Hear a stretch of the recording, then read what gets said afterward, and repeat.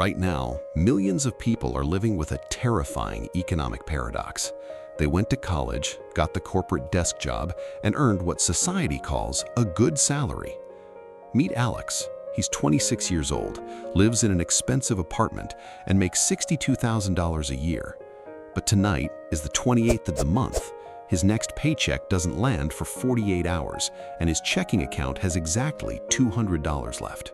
He isn't starving, his rent is paid, but he is completely, utterly broke. He feels an exhausting, constant knot of panic in his chest, wondering where all the money went. What Alex doesn't realize is that he isn't suffering from bad math.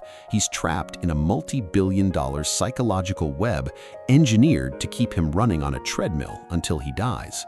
And 2,000 years ago, the ancient Stoics diagnosed exactly how this trap works, and more importantly, they left behind the cure.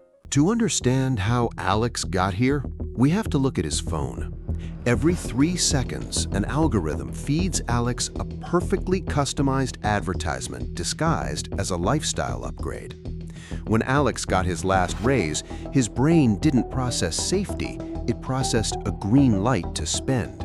He bought the cleaner car, signed the lease on the nicer apartment, and started ordering $30 dinners through an app because it felt convenient. The Stoics had a precise psychological diagnosis for this exact behavior loop: hedonic adaptation. Seneca, an ancient philosopher who managed immense wealth, warned that human desire is an unfillable void. It is not the man who has too little, but the man who craves more, who is poor. Every time Alex earned more money, his expectations immediately rose to match it.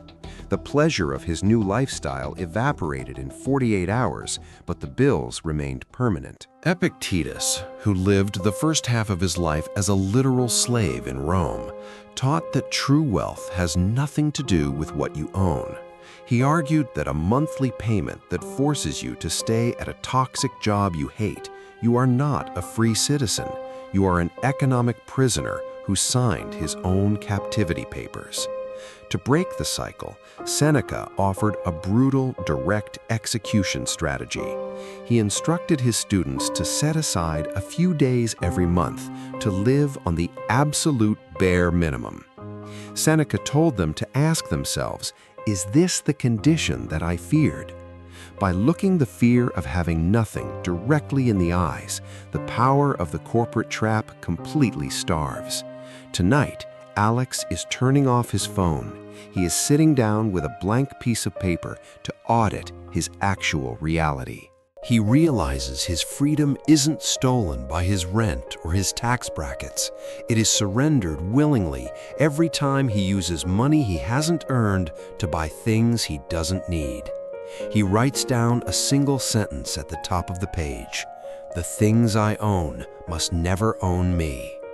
Because if you don't master your mind, right now, millions of people are living with a terrifying economic paradox.